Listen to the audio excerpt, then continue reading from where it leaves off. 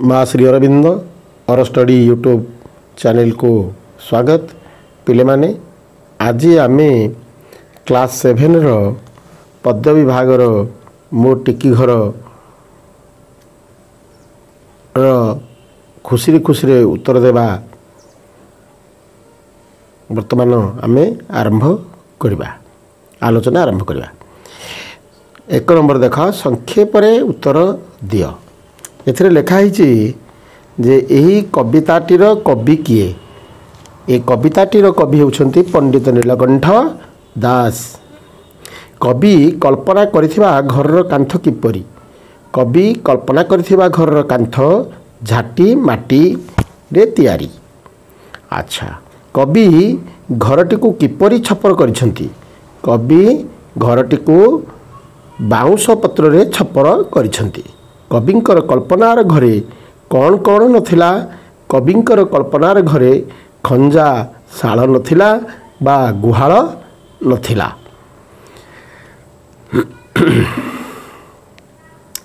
बनरे केउ केउ फल पाचिथिला ना बनरे ताल एवं पणस पाचिछि। कवि निजको एकुटिया बोली कहीं कही ना कवि देखिले जे जो शुआ सारी आउ बणी पारा सबू पाखरे थिले तांको व्यतीत सेमाने मध्य वर्षा आगमन रे पवन रे सेमाने मध्य चलीगले। तेणु कवि निजे एकुटिया अछंती बोली निजको भाबिछंती से घरे। कवि अडंगरे बसी कौन करुथांती। कवि अडंगरे बसी खुदकणा बिछौ थांती, बणी आउ पारा खाउ थांती एवं ता सहित शुआ सारी शुआ को अनै थांती एवं सारी शुआ सारींकर कथा मध्य शुणु थांते अडंगरे बसी। घरटी केउठारे अवस्थित। घरटी जंगल रे अवस्थित बा वनस्थरे अवस्थित। शुआसारी कौन करुथांती। शुआसारी कथबार्ता हेउथांते गछ डाल रे बसिकी। अच्छा, कवि बुणीथिबा खुद को किए खाए। कवि बुणीथिबा खुद को बणी एवं पारा खाते। अच्छा, बणी काहींकी धरा दिए नहीं। पारा ठारू बणी खूब चंचल एवं बणी चंचल हेतु से धरा दिए नहीं। अच्छा, केउ आड़ू सुलुसुलिया पवन बहिला। पश्चिम दिगरू सुलुसुलिया पवन बहिला। झर झर होई पानी बहे बोली कवि काहींकी कहिछंती ना कवि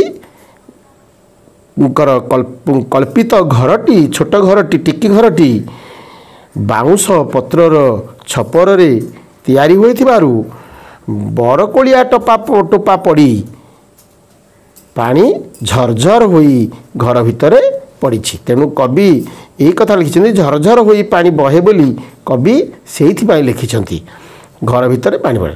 वर्षा हेबा परे कौन होइछि ना वर्षा हेबा परे वनस्तर पानी बुड़ी जाइछि। वनस्थ पानी सिक्त पानी वर्षा सिक्त जल रे आवृत हो जाइछि, भर्ती हो जाइछि। यही कथाटी आमे लिखिबा। 2 नंबर है संक्षेप उत्तर लेख। करे कवि घरटी को किपरि तैयारी करिसेंती ना कवि घरटी को बाउंस पत्र छपर सहित कांथ गुड़िक झाटी माटी रे तैयारी करिसेंती। कवि वर्षार वर्णना किपरि करिसेंती। कवि वर्षार वर्णना करबा को जाई लिखिसेंती जे पश्चिम पटु पवन बहिला, ठंडा पवन बहिला एवं वर्षा कलाहांडिया मेघ माड़ी आसला आकाश को घोटीगला एवं बरकोलिया टोपा वर्षा हैला। बरकोलिया टोपारे बर्षीगला जहा फल कविंकर घर छपररू पानी बहिबा सहित मेघ सहित साथी रे बतास आसीथिला। बतास फल बतास पवन रे वनस्तर डालपत्र भांगीगला। मात्र कविंकर घर भांगी जबार कौनसी ଆଶଙ୍କା ନଥିଲା। କବିଙ୍କର ଘର ସୁନ୍ଦର ବୋଲି କିପରି ଜାଣୁଛ? କବିଙ୍କର ଘର ସୁନ୍ଦର ନିଶ୍ଚିତ, କାହିଁକିନା ବନସ୍ତରେ ଫୁଲ ଫଳ ପରିବେଷ୍ଟିତ, ଝରଣାର ଜଳ ବୋହି ଯାଉଛି, ନଦୀ ବୋହି ଯାଉଛି। ସୁନ୍ଦର ପରିବେଶରେ, ବନସ୍ତରେ ସୁନ୍ଦର ପରିବେଶରେ ଘରଟି କବି ପରିକଳ୍ପିତ କରିଛନ୍ତି, ନିର୍ମାଣ କରିଛନ୍ତି। ଆଉ ଘରଟି ଖୁବ୍ ଜଞ୍ଜାଳ ବିହୀନ ଘର ହେଇଛି। ସେଠି ଅନ୍ୟ କୌଣସି ଖଞ୍ଜାଶାଳ ନାହିଁ, କି ଗୁହାଳ ନାହିଁ, କି କୌଣସି ଜଞ୍ଜାଳ ନାହିଁ। ଶାନ୍ତ ପରିବେଶରେ ସୁନ୍ଦର ଜାଗାରେ କବିଙ୍କର ପରିକଳ୍ପିତ ଟିକି ଘରଟି ତିଆରି ହୋଇଛି। ତେଣୁ କବିଙ୍କର ସେହି ଟିକି ଘର ଖୁବ୍ ସୁନ୍ଦର ନିଶ୍ଚିତ। ସପ୍ରସଙ୍ଗ ସରଳାର୍ଥ ଲେଖ। ଝାଟି ମାଟି କେଡ଼େ ସୁନ୍ଦର। ଏଠି ଲେଖା, ଏଠି ଆମେ କବିତାଟିକୁ ଦେଖିବା ବର୍ତ୍ତମାନ ଯେ କବିତାଟି କେଉଁଠି ଅଛି ନା ଝାଟି ମାଟି କାନ୍ଥ। ଦେଖ ପିଲେ, ଝାଟି ମାଟି କାନ୍ଥ ନାହିଁ ବତାସି ଡର, ବନସ୍ତେ ମୋ ଟିକି ଘର କେଡ଼େ ସୁନ୍ଦର। ଝାଟି ମାଟି କାନ୍ଥରେ କବି ତିଆରି କରିଛନ୍ତି ତାଙ୍କ ଘରଟାକୁ। ତେଣୁ କବି ପଣ୍ଡିତ ନୀଳକଣ୍ଠ ଦାସଙ୍କର ଏଇ କଥାଟିକୁ ସପ୍ରସଙ୍ଗ ଆମେ ସରଳାର୍ଥ ଲେଖିବାକୁ ଗଲାବେଳେ ଆମେ ଲେଖିବା ଯେ ଝାଟି ମାଟି ଡ କେତେ ସୁନ୍ଦର। ଏଟା ଲେଖି ସାରିକିରି ଆମେ ଲେଖିବା ଯେ ଉକ୍ତ ପଦ୍ୟାଂଶଟି ଆମ ପଠିତ ସାହିତ୍ୟ ବହିର ମୋ ଟିକି ଘର ବିଷୟରୁ ଆସିଅଛି। ଏଠାରେ କବି ପଣ୍ଡିତ ନୀଳକଣ୍ଠ ଦାସ ତାଙ୍କର ମୋ ଟିକି ଘରର ପରିକଳ୍ପନାଟି କରି ସେଇ ଆଭିମୁଖ୍ୟକୁ ରଖି ସୁନ୍ଦର ପରିବେଶରେ, ଶାନ୍ତ ପରିବେଶରେ, ସ୍ନିଗ୍ଧ ପରିବେଶରେ, ଜଙ୍ଗଲ ମଧ୍ୟରେ ଯେଉଁ ଘରଟି ସେ ନିର୍ମାଣ କରିଛନ୍ତି, ସେ ଘର ଖୁବ୍ ସୁନ୍ଦର ଘର। ସେ ଘରଟି ନିର୍ମାଣ ହୋଇଛି କେଉଁଥିରେ ନା ଝାଟି ମାଟି କାନ୍ଥରେ, ତାଳ ବାଉଁଶ ପତ୍ରର ଛପରରେ ଘରଟି ଖୁବ୍ ସୁନ୍ଦର ଭାବରେ ନିର୍ମିତ ହୋଇଛି।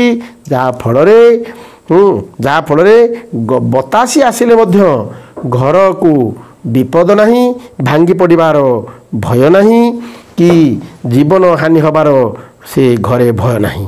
ଏବଂ ସେ ଘରଟି ପୁଣି କ'ଣ ହେଇଛି ନା ସେ ଘରେ କୌଣସି ଜଞ୍ଜାଳ ନାହିଁ, ବ୍ୟସ୍ତତା ନାହିଁ, କୌଣସି ଜଞ୍ଜାଳ ନାହିଁ, ଜଞ୍ଜାଳ ବିହୀନ ଘର। ଶାନ୍ତ ପରିବେଶରେ ଶାନ୍ତ କୁଟୀରଟି କବିଙ୍କର ନିର୍ମିତ ହେଇଛି, ଯେଉଁଥିରେ ତାଙ୍କର ଖଞ୍ଜାଶାଳ ନାହିଁ, ଅନ୍ୟ ଘର କିଛି ଲାଗିକି ସେ ଘରକୁ ନାହିଁ, କି କୌଣସି ଗୁହାଳ ନାହିଁ।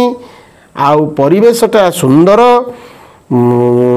ବଣର ସୌନ୍ଦର୍ଯ୍ୟ, ଫୁଲ ପୁଷ୍ପ ଫଳ ପରିପୂର୍ଣ୍ଣ ଜଙ୍ଗଲ ମଧ୍ୟରେ, ନଦୀର କୂଳରେ ଏହି ଘରଟି ତିଆରି ହୋଇଛି। ତେଣୁ ଏ ଘରଟି ଖୁବ୍ ଆକର୍ଷଣୀୟ କରିଛି, ମନଲୋଭା କରିଛି, ଆଉ ସୁନ୍ଦର ହେଇଛି କବିଙ୍କ ମାନସ ପଟରେ।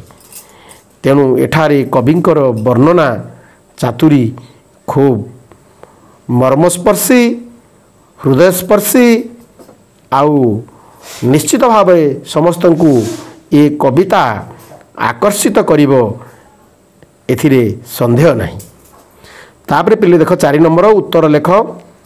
ଦୀର୍ଘ ଉତ୍ତର ଏଟା ଲେଖା ହେବ। ଟିକେ କବିଙ୍କର କଳ୍ପନା ବିଷୟରେ ବର୍ଣ୍ଣନା କର। ମୁଁ କବିଙ୍କର ଯେଉଁ କଳ୍ପନା ଘର ବିଷୟରେ ଯେତେ କଳ୍ପନା ସବୁ ସେ କରିଛନ୍ତି, ତାଙ୍କ ମନ ଭିତରକୁ ଆସିଛି ଯେ ଏଇଟା ଜଞ୍ଜାଳ ବିହୀନ ଘର, ଏଠି କୌଣସି ଘରେ ଚିନ୍ତା ଅର୍ଥ କିଛି ନାହିଁ, ଏ ଘର ସୁନ୍ଦର ପରିବେଶରେ ତିଆରି ହେଇଛି, ଝାଟି ମାଟିରେ ତିଆରି ହେଇଛି, ପତ୍ର ଛାଣି ହେଇଛି, ଯାହାଫଳରେ ଏଠି କୌଣସି ବାଆ ବତାସିର କୁ ଭୟ ନାହିଁ, ଡର ନାହିଁ, ଆଉ ଶାନ୍ତ ପରିବେଶରେ ନାହିଁ, ଜଞ୍ଜାଳ ନାହିଁ, ଶାନ୍ତି ଲାଗିବ, କୌଣସି ଅସୁବିଧାର କିଛି ନାହିଁ। ପରିବେଶଟି ଅତି ସୁନ୍ଦର ପରିବେଶରେ ହେଇଥିବାରୁ, ଘରଟି ପ୍ରାକୃତିକ ପରିବେଶରେ ହୋଇଥିବାରୁ ଘରଟି ଆରାମଦାୟକ।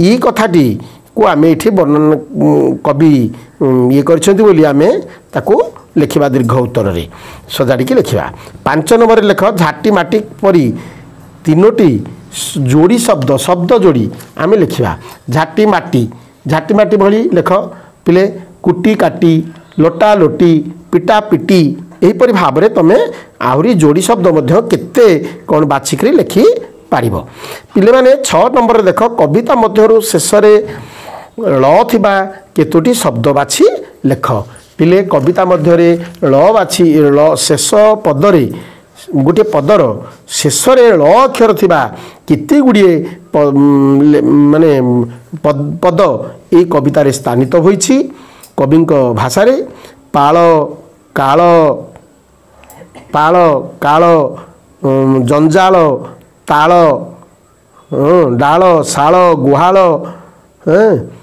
तापर डाल यहीपरि केते जे ळ छिड़ुथिबा रही